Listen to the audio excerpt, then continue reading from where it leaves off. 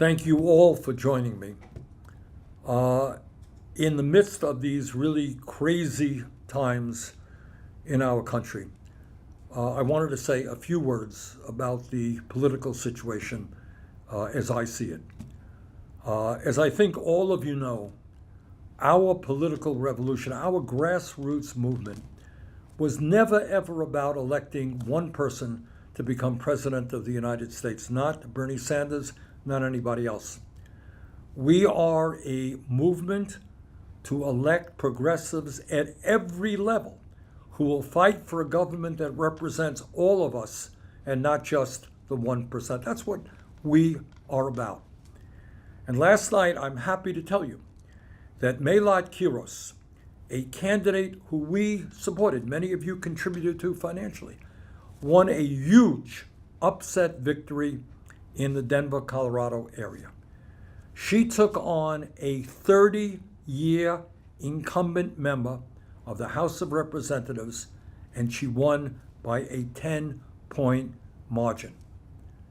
Her opponent had millions and millions of dollars in super PAC funding and greatly outspent her.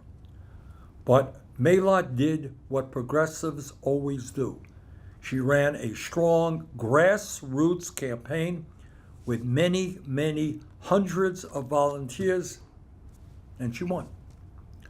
When I look at Melat's victory, when I look at the election results in New York City that made Zohran Mamdani the mayor of that city, when I look at recent primary victories in New Jersey, Montana, Ohio, Pennsylvania, California, rural areas, urban areas, when I look at Abdul El Sayed's lead in the polls in Michigan, when I look at Graham Platner running a fantastic grassroots campaign and defeating a sitting Democratic governor in Maine for the Democratic nomination there, when I look at Peggy Flanagan's dynamic and aggressive campaign in Minnesota, when I look at the huge turnouts for our Fight Oligarchy rallies and No King events, millions of people all over the country coming out to these events.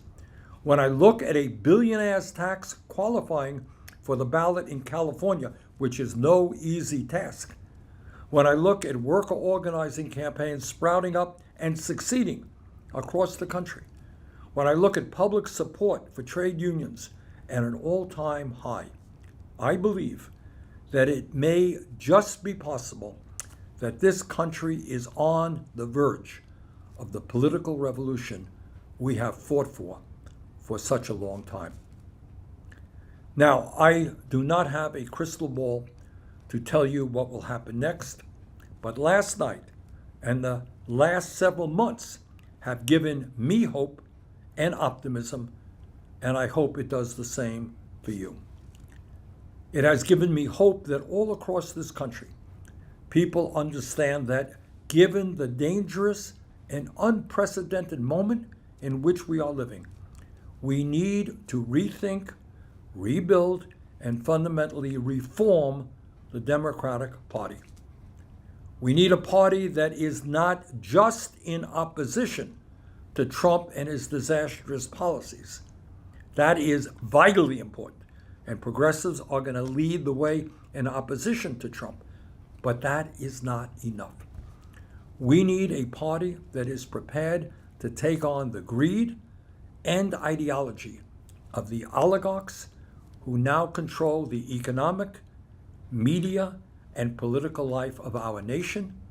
And we need to create an economy and a government that works for all of us and not just the few. We need a Democratic Party that opens its doors to new people, new energy, and new ideas. We need a Democratic Party that is truly a grassroots party, where decisions are made from the bottom on up, not from the top on down. We need a Democratic Party which becomes the political home of the working class of our country and young people, Black and white, Latino and Asian, American and Native American, all Americans. And here is the very good news.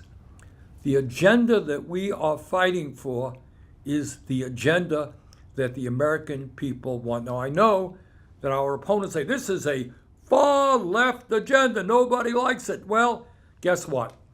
The vast majority of the people are with us because they understand that our healthcare system is broken, it's dysfunctional, it is wildly expensive, and that we must pass Medicare for all because healthcare is a human right, not a privilege.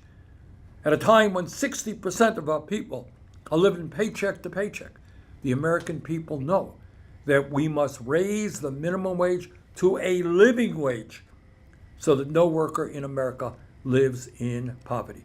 At a time when corporation after corporations operates illegally by making it impossible for workers to join unions, the American people understand that unions are the means by which workers get protection, and we must make it easier for workers to join unions. And I don't care whether you're a conservative Republican, a socialist, a moderate, or whatever you may be. Everybody knows that our current campaign finance system is corrupt and that it is dominated by billionaires and their super PACs who buy and sell politicians. Everybody knows that we must end Citizens United, get super PACs out of the political process, and that we need to move toward public funding of elections. And at a time when we have more income and wealth inequality than we have ever had in the history of this country, yeah, we must demand that the wealthy and the billionaire class start paying their fair share of taxes.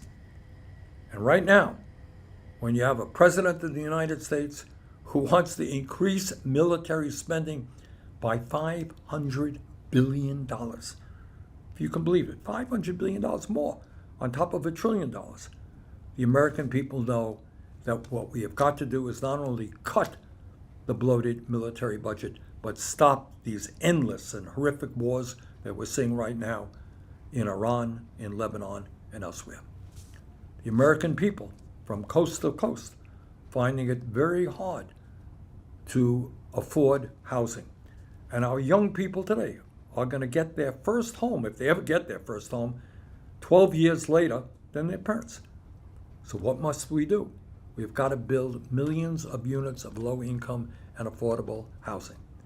And right now, in the midst of a terrible and dangerous heat wave right here in the United States, which followed the heat wave that took thousands of lives in Europe, we know that climate change is an existential threat to this planet.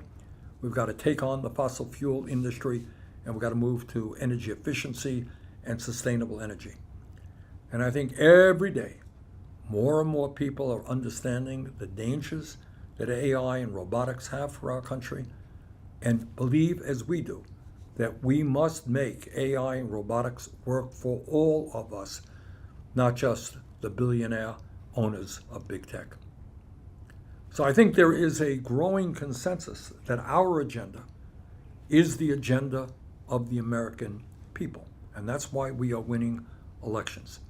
So where do we go from here? What do we do? Well, short term, in my view, we must build on our extraordinary successes by doing everything possible to win the August Democratic U.S. Senate primaries in Michigan and Minnesota for Abdul El-Sayed and Peggy Flanagan. So right now, within the next month, there are going to be two really important Senate primaries in Michigan and Minnesota. We've got to do everything we can to support Abdul and Peggy.